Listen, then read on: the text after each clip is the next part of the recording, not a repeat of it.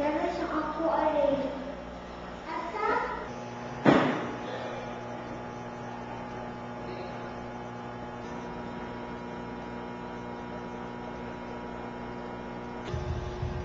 Good day, Ma'am, Sir. I am Ginaline Silvano. I am a widow, 36 years of age. I have 3 kids, ages 17, 10, 8. I am a first-year college, taking up Bachelor of Elementary Education at the University of the Visayas. I want to work in Hong Kong so that I can help my family financially. I want to send my children, brother, and sister in school, and to prepare them for a better future. To my future employer, Okay. So, hello, what is your name again? I am Ginaline Silvano. So, how old are you, Ginaline? I am 36 years of age. Are you married? I am a widow. Okay. So, how many children do you have? I have 3 kids. So, who will take care of your kids while you are working in Hong Kong? My sister, Ma'am. Okay. So, how about your educational attainment? How many years you studied in college? Only 1 year, Ma'am. Okay. So, do you have any working experience as a helper? Yes, Ma'am. I am a housemaid, 5 years in service. So, why you were not able to continue working with them? I finished my contract, Ma'am. Okay. So, Ginaline, how many family members you have served from your previous employer? Only 3 in the family, the father, the mother, and the baby. Okay. So, can you tell me your main duties as a helper? Yes, Ma'am. My main duties as a helper are cleaning the house, tutoring, taking care of the baby, ironing, marketing, and cooking. Okay. So, did you do marketing before from your previous employer? Yes, Ma'am. So, how do you determine that the fish is fresh? The eyes are clear, the body is firm, and the gills are red and wet. So, how about fresh vegetables? It is green leafy vegetables and crispy. Okay. So, Ginaline, what kind of dishes can you cook? I can cook Filipino dishes, Ma'am, Like? like adobo. So, how about Chinese dishes? Do you know how to cook?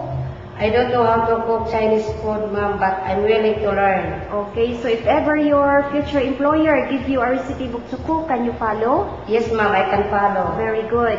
So, can you speak and understand Cantonese or Mandarin? No, Ma'am, but I'm willing to learn. Okay.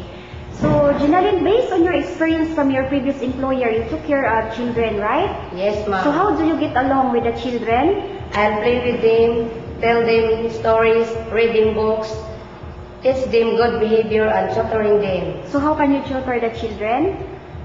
I'll teach them the alphabet. What else? I can determine them the colors and the shapes and counting the numbers. Okay. So, what will you do if the children are fighting with each other? First, I will separate them and I will ask them what is the cause of their fighting, and I will tell them that fighting is not good. Okay. So, how can you handle the situation if the children won't do their assignment because they want to watch TV? I will turn up the TV so that we can do their assignments. If they will not listen to me, I will tell their parents about their behavior.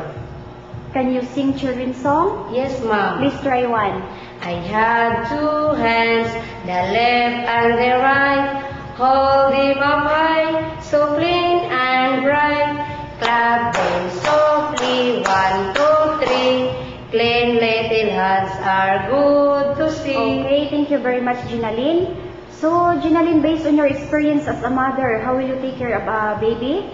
I'll bath the baby, change clothes and diapers.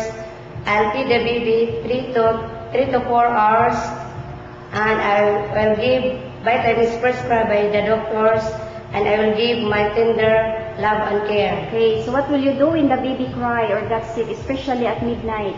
I'll check the diapers is wet and I'll change it. I'll feed the baby if she is hungry.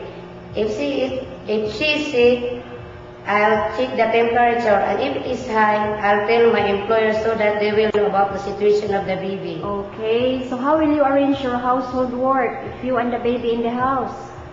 I will let the baby sleep first before I do my work at home.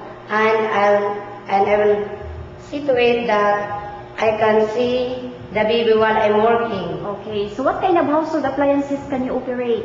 I can operate washing machine, floor polisher, What else? rice cooker. That's all, Are you ma'am. willing to learn more? Yes, ma'am. So what will you do if you can make mistakes to your employer?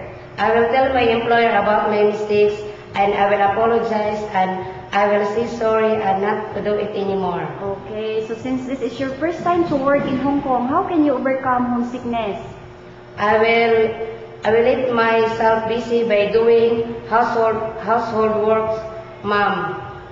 So if any member of your family got sick when you are abroad, do you want to go home? No, ma'am, but I will send them money for financial assistance. Okay, so if you are given a chance to work in Hong Kong, what message can you promise to the prospective employer?